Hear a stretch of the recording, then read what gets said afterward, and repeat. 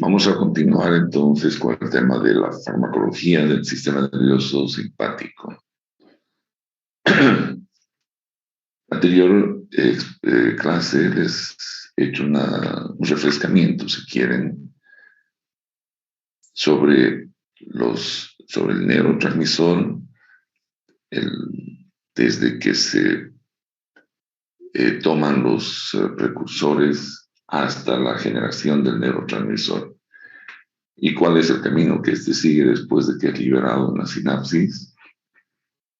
Para que tengamos en cuenta el por qué el uso de ciertos fármacos para ciertas patologías, ¿verdad? Hoy vamos a empezar entonces a hablar de los fármacos simpático-miméticos, los fármacos que actúan en la membrana postsináptica y producen los efectos que nosotros esperamos.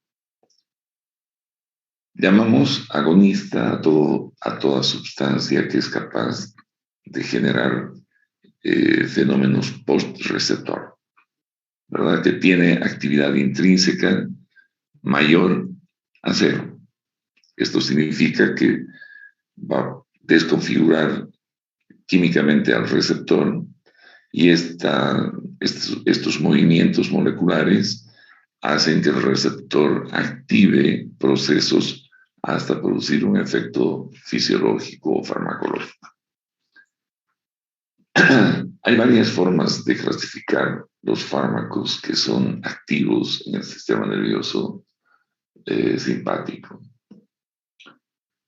Yo voy a utilizar la clasificación de fármacos que tienen una estructura catecolamínica, los no catecolamínicos y los depletores de la norepinefrina. Sin embargo, hay varias clasificaciones que quiero charlar con ustedes, ¿no? ¿Por qué llamamos catecolaminas a estas sustancias? Porque tienen un núcleo llamado catecol, que es un anillo bencénico, y una cadena amina, que es una tiramina. Entonces ya viene el catecolamina como denominación a esta estructura química. En forma general, podemos decir que las catecolaminas, a diferencia de las no catecolaminas, son más inefectivas las catecolaminas por vía oral que las no catecolaminas. La acción de las catecolaminas es corta, mientras que de los no catecolamínicos es larga. Y la penetración de las catecolaminas en el sistema nervioso central es muy poca, mientras que las no catecolamínicos, estos sí ingresan al sistema nervioso central, muchos de ellos, y gran parte de sus indicaciones están justamente en el sistema nervioso central. La feniletilamina es el compuesto madre, el original, de donde derivan todos los simpático-miméticos. Como les dije, tiene un anillo bencénico con una cadena lateral de etilamina. Las casas farmacéuticas lo que hacen es jugar con esta estructura, probar la adhesión de nuevos grupos químicos en ciertas partes. Y se han visto, por ejemplo, que es fundamental el carbón 3 y 4, donde la adición de un grupo hidroxilo lo que va a dar origen son las catecolaminas, pero van a ver los cambios que se pueden hacer en este núcleo y también en la cadena, que va a alterar aspectos farmacodinámicos y farmacocinéticos. Solo como ejemplo, en ningún momento nosotros vamos a estar involucrados en desarrollo de estos medicamentos, ni vamos a tener que explicar a nuestro paciente el origen de cada uno de los fármacos. Pero es para que ustedes conozcan cómo es la literatura médica y puedan además entender por qué se llaman catecolaminas y otros son los no catecolamínicos. Esta es la estructura base, ¿no? Este es el catecol y esta es la mina. Y los cambios en las cadenas R1 y R2, que están puestas aquí arriba, son los que han ido probándose y determinando, se han estudiado, caramba.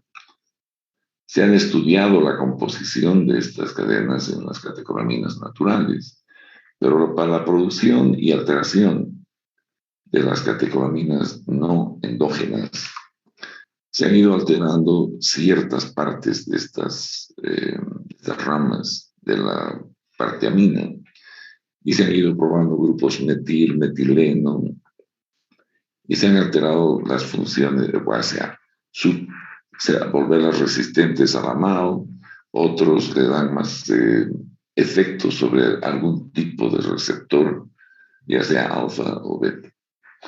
¿No? Entonces, en esta estructura es que se basa todo el juego que además nuestro organismo para producir a través de un juego enzimático que hemos estudiado en la anterior clase, desde que entra el precursor tirosina, que si ustedes ven tiene la estructura exactamente similar, a la dopamina, a la noradrenalina y a la adrenalina, lo que va cambiando básicamente es la cadena amina.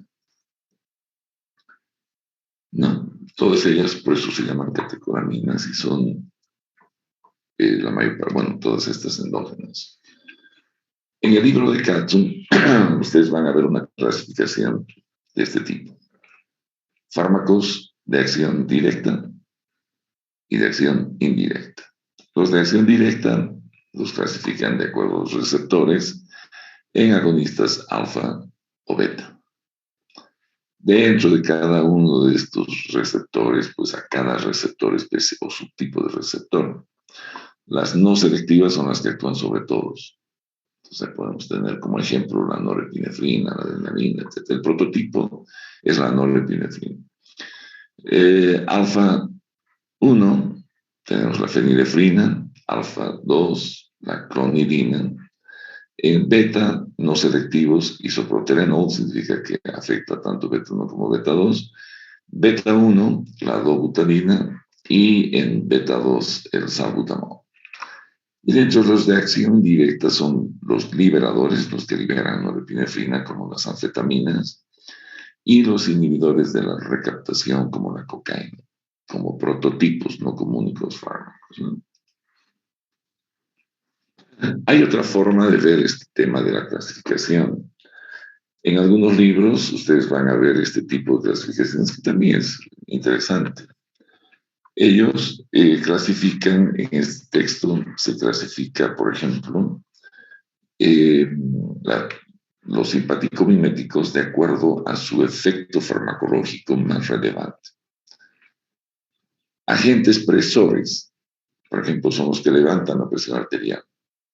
Todo lo que esté en rojo en este cuadro significa que es parte de la farmacopea nacional que hay en el comercio, aquí en Bolivia. Como agentes presores para levantar la presión arterial, la noradrenalina, la epinefrina, la dopamina, la fenilefrina. Estas otras son parte de la farmacopea en muchos países, solo que en nuestro país no llega. La metoxamina y la mefentermina.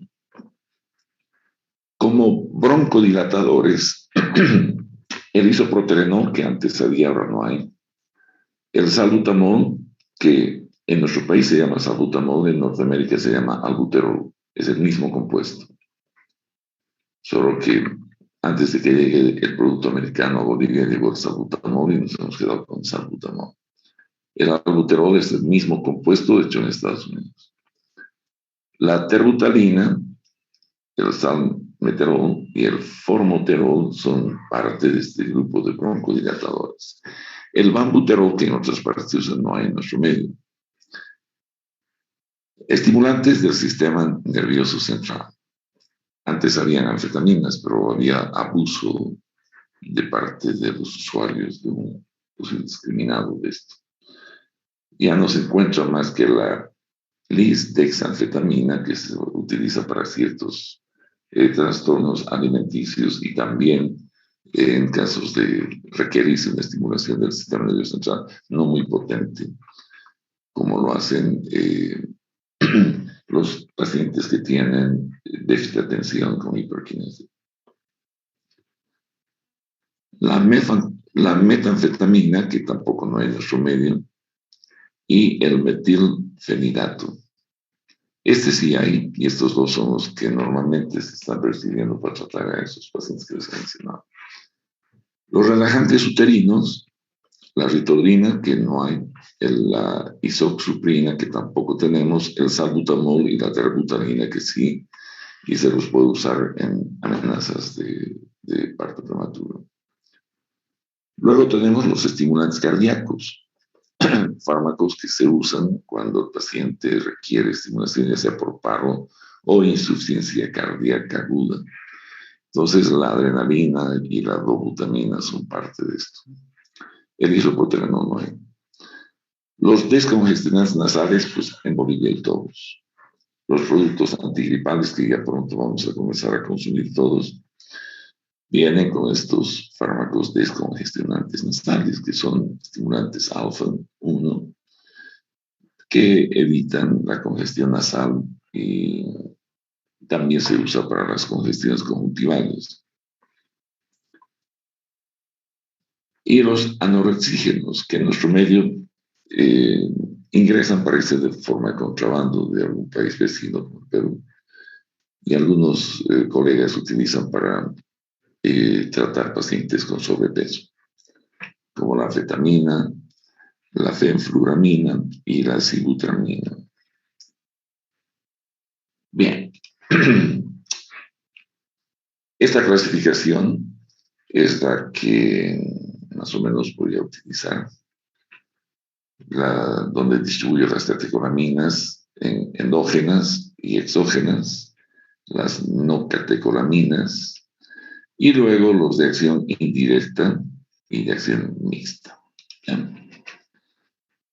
¿A qué se debe que ciertos fármacos tengan mayor afinidad a ciertos receptores?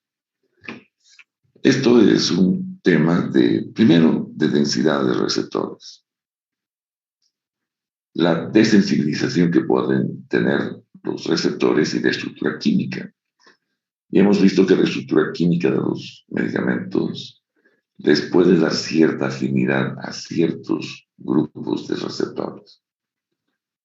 Entonces, es tema de varios aspectos, que en realidad es una selectividad dependiente de la concentración del fármaco. Porque la mayor parte de estos fármacos que son agonistas, algo selectivos para algunos receptores, uno aumenta la dosis a dosis más altas, no recomendadas por las casas farmacéuticas, y va a conseguir estimular más receptores que el que supuestamente uno debería hacer. Entonces, esta selectividad de la fenilefrina alfa-1, por ejemplo, no es que no estimule alfa-1, sino que estimula también, pero lo hace preferencialmente y de manera más notoria clínicamente en alfa-1.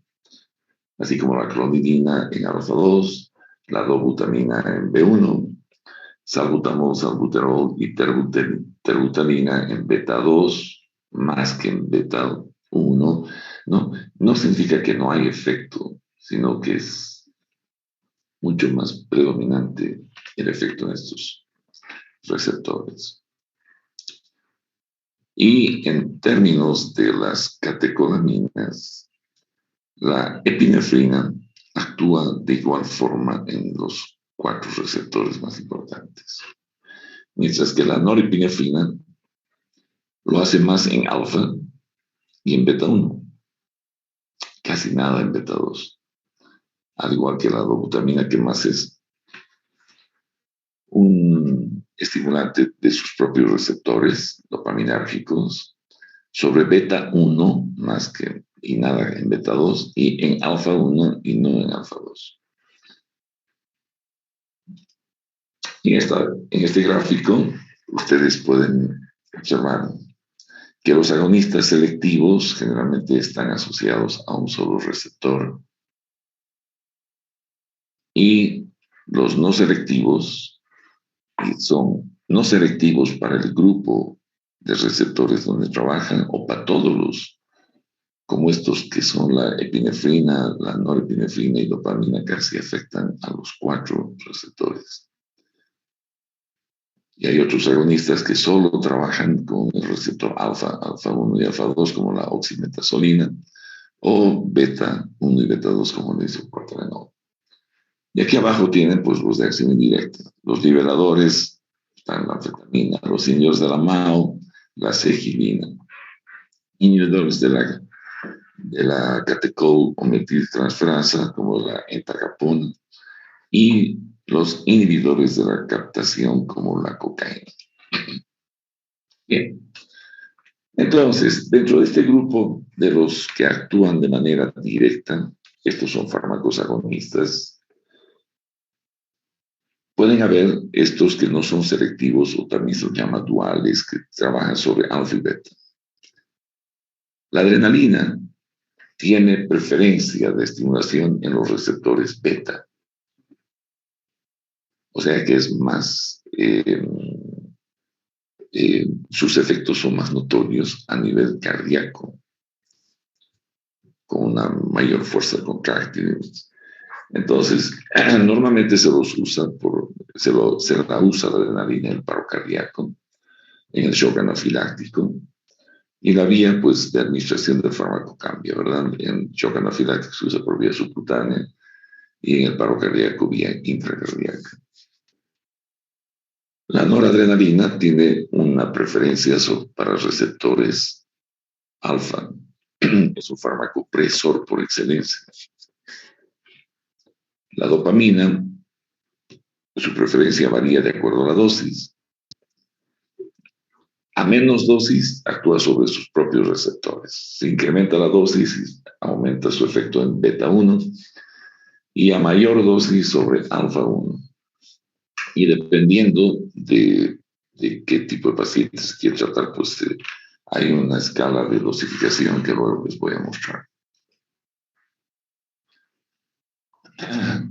En alfa, los no selectivos se los usa para producir vasoconstricción, tanto en la mucosa nasal como en la ocular. Es un uso tópico, ¿no? Y los más usuales son la nafazolina, la oximetazolina, la silometasolina, etc.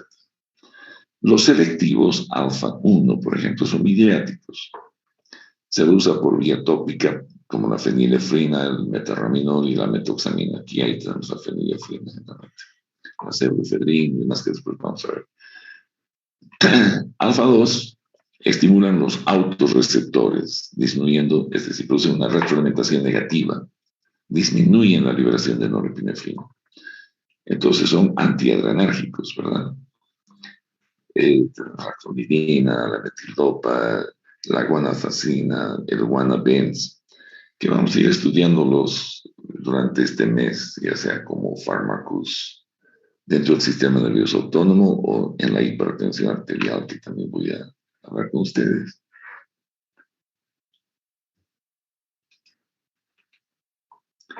En cuanto a los beta no selectivos, como el isoproterenol se usaba para el shock cardiogénico, no hay nuestro medio, y por vía intravenosa.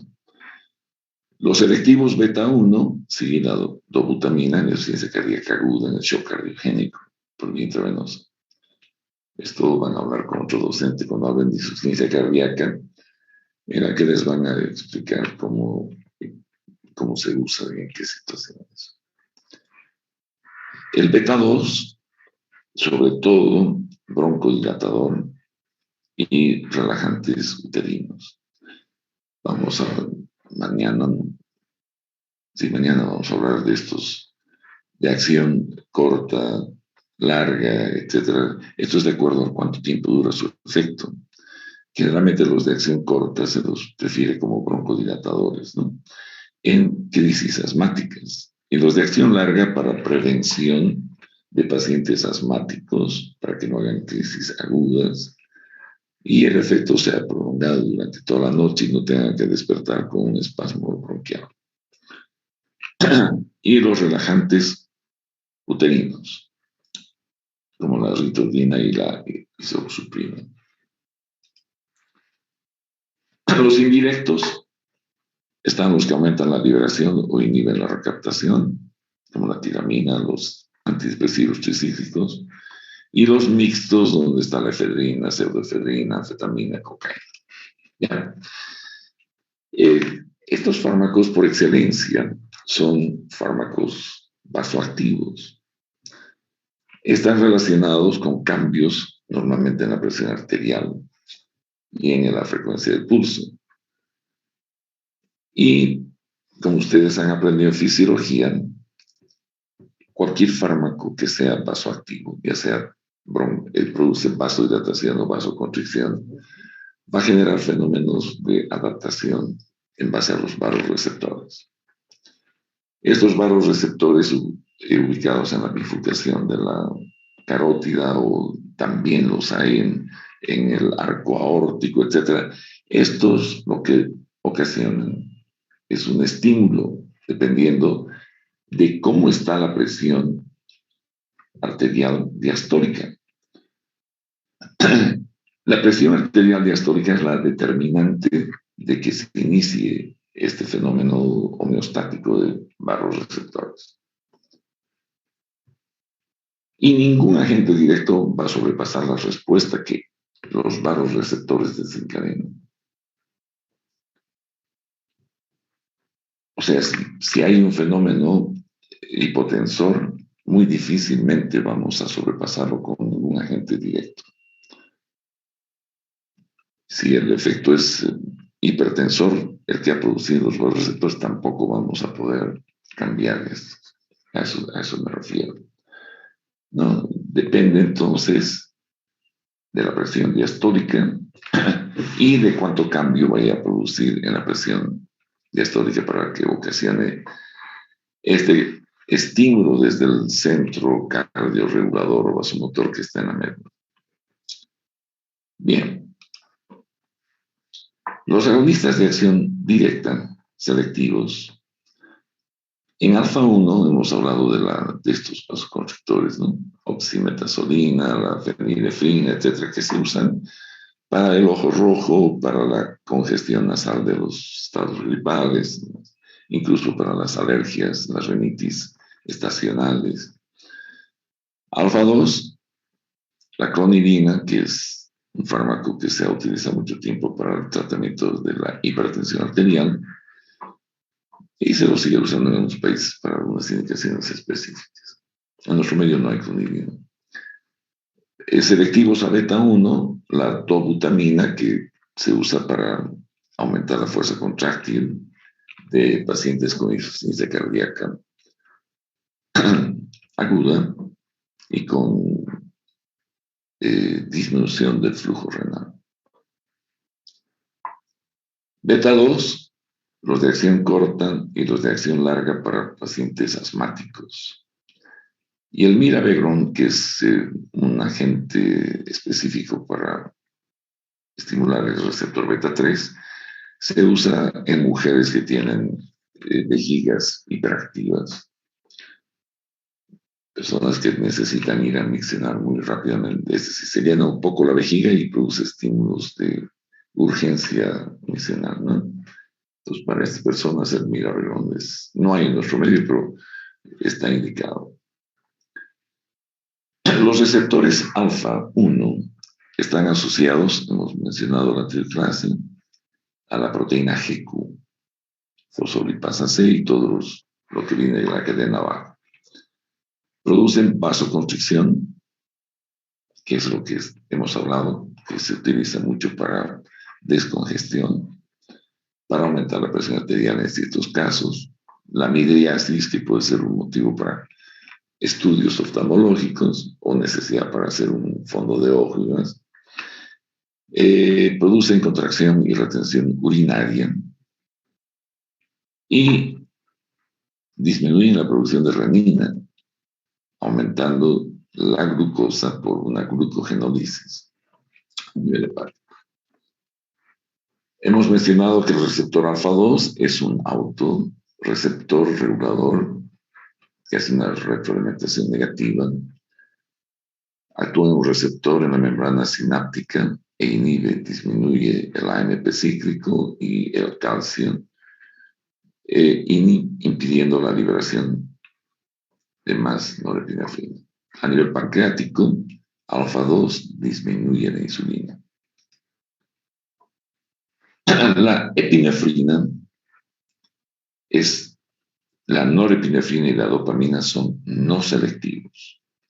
Es decir, actúan en más de 2 receptores. Normalmente la epinefrina actúa sobre todos ellos. Alfa-1, alfa-2, beta-1, beta-2. Produce vasoconstricción, aumenta la presión arterial, aumenta el gasto cardíaco, broncodilatación. La norepinefrina, vasoconstricción, aumento de la presión arterial, y la dopamina, dependiendo de la dosis, va a actuar en receptores dopaminérgicos beta-1 y alfa-1. Entonces ahora vamos a estudiarlas a estos fármacos, a las catecolaminas endógenas. Aquí tenemos la epinefrina y la norepinefrina. Cuando ustedes vean este símbolo que he puesto acá, este bien, significa que este fármaco existe en Bolivia y se lo usa. La epinefrina produce un estímulo tanto de los receptores alfa como beta.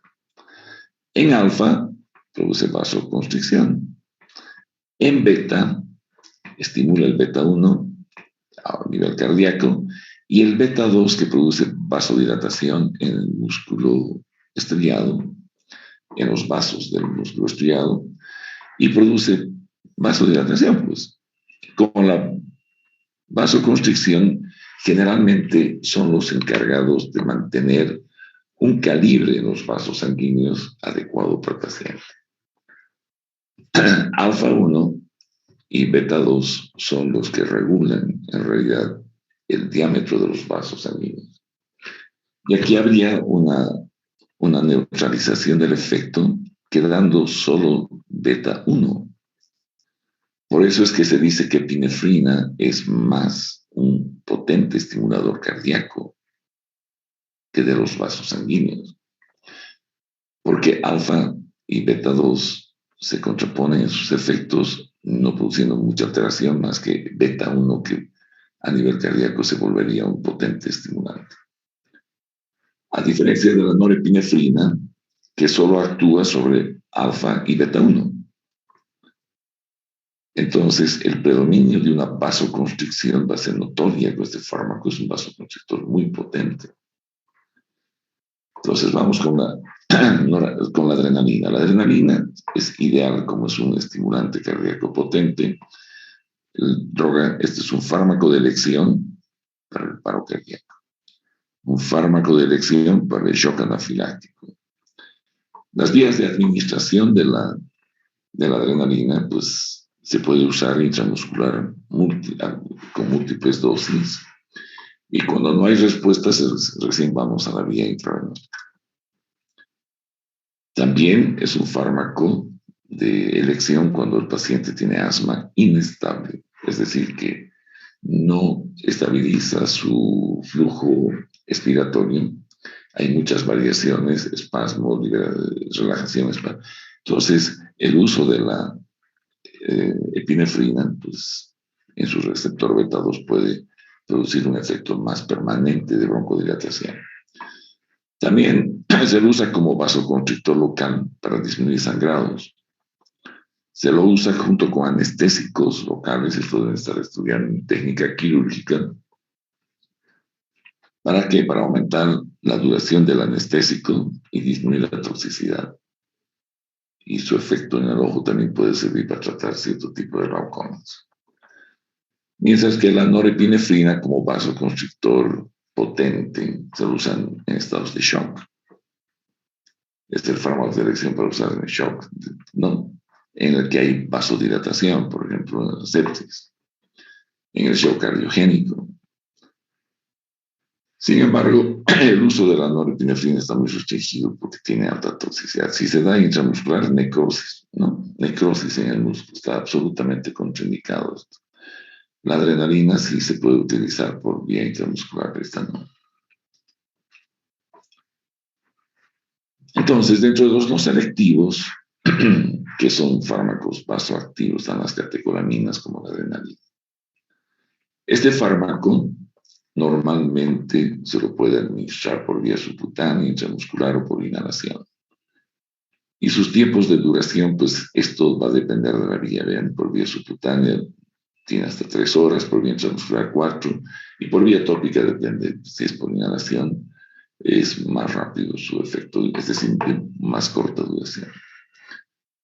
La dosis va a variar de acuerdo a la condición del paciente. Su vida media es muy corta, 2 a 3 minutos, cuando se da por vía intravenosa.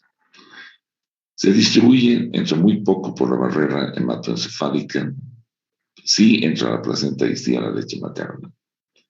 Su metabolismo es, como ustedes ya lo conocen, por la MAO y por la catecolometiltransferasa, se elimina por vía renal como ácido mandélico o también de manera inalterada. Este fármaco tiene como característica farmacodinámica que actúa sobre receptores alfa y beta sin ninguna distinción. Entonces, obviamente va a aumentar la resistencia vascular periférica, va a aumentar la presión arterial, los efectos inotrópicos, cronotrópicos, va a dosis pequeñas. Cuando se da la adrenalina a dosis muy pequeña, lo que va a ocasionarse es una hipotensión arterial porque va a estimular al receptor beta 2. Y beta 2 es vasodilatador a nivel del músculo estriado. Y a dosis más altas recién el efecto vasopresor por alfa 1, ¿no? Una vasoconstricción periférica. A nivel cardíaco disminuye el periodo refractario, por eso hay una taquicardia, mayor repolarización. Es un inmunomodulador y disminuye el potasio sanguíneo. Entonces, estas cosas son algunas cosas importantes de la adrenalina. ¿Para qué usamos la adrenalina? En la crisis anafiláctica. Además de mantener al paciente con todas las vías aéreas, la respiración, la circulación, bla, bla, vamos a utilizar la adrenalina en primera instancia, que es la que va a salvarlo al paciente en realidad. Y luego vamos a poder administrar corticoides y antihistamínicos, pero no son parte del tratamiento inmediato. Sin adrenalina, el paciente tiene muy pocas posibilidades de sobrevivir si solo usáramos corticoides o antihistamínicos.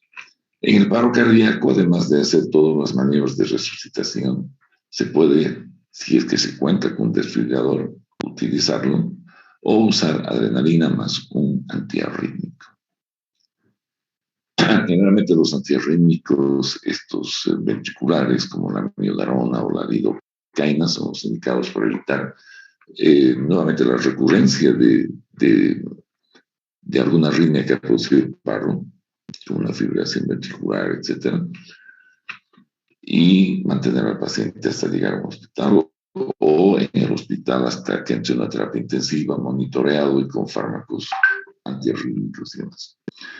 En la bradicardia, cuando la bradicardia es sintomática, el fármaco de elección es la atropina. ¿Por qué? Porque vamos a bloquear al parasimpático y vamos a dejar que el simpático estimule la frecuencia cardíaca. Si esto no funciona, se pueden utilizar marcapasos transcutáneos. Y si esto no funciona, recién vamos con las catecolaminas, como la dopamina o la epinefrina. En las hemorragias, pues en el tubo digestivo además se puede utilizar infiltraciones para detener hemorragias. En el broncoespasmo nebulizada también puede ir la adrenalina, ¿verdad? Como les he mencionado, sobre todo en asmas inestables. Y en el paciente que tiene un shock que no responde a la sustitución de volumen, se puede también utilizar la adrenalina. La adrenalina viene, al igual que la norepinefrina, en varias diluciones. En este caso le estoy mostrando el de la norepinefrina. La norepinefrina tiene diluciones de 1 en 1000, 1 en 10.000, 1 en 100.000 y 1 en 200.000. Se puede utilizar, miren, las dosis más altas generalmente con anestésicos locales. Para inyecciones subcutáneas o endotraqueales o intramusculares, la de menos concentración. Para la intracardíaca, 1 en 10.000, para vasoconstricción local, 1 en 100.000, y como anestésico, con el anestésico, 1 en 200.000. Un fenómeno interesante descrito por Dale es cuando le estudió variaciones de la presión arterial usando la epinefrina, y se observó que en la primera fase la presión arterial subía, y en una fase un poco más tardía la presión arterial disminuía de sus límites normales. ¿Esto qué significaba? Que estaban estimulándose dos receptores diferentes. Alfa 1, que aumentaba la presión, y beta 2, que disminuía la presión arterial. O sea, había un patrón bifásico en la presión arterial con el uso de la epinefrina.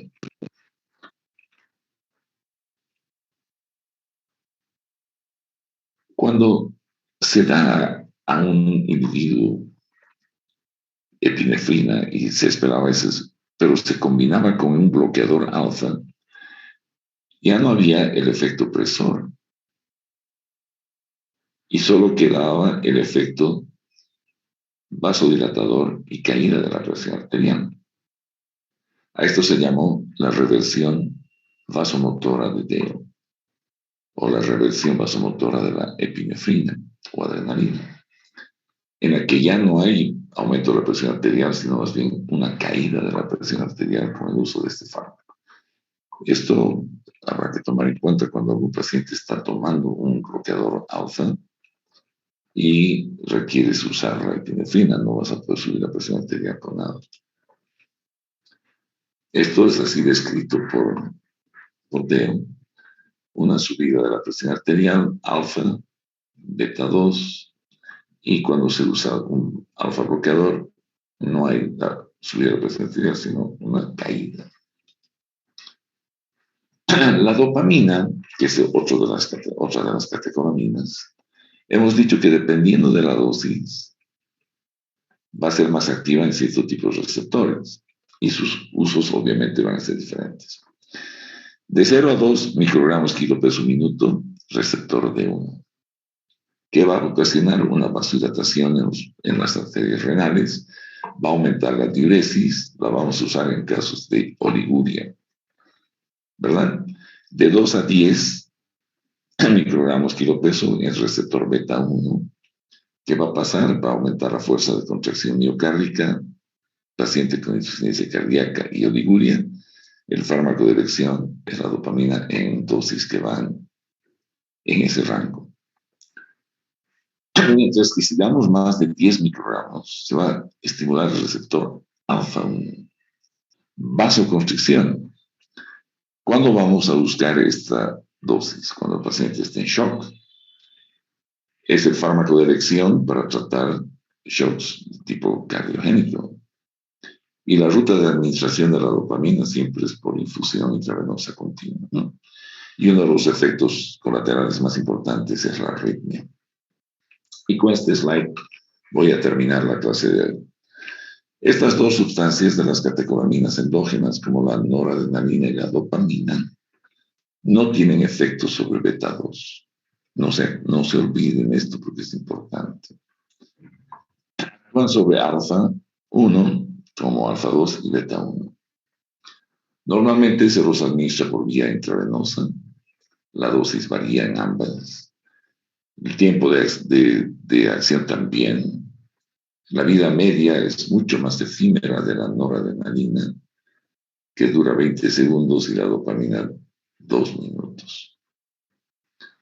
Se distribuyen bien todos los tejidos en el cerebro, se metabolizan por las enzimas que destruyen las catecolaminas y se eliminan por vía renal como ácido mandélico o inalteradas. Bien, muchas gracias por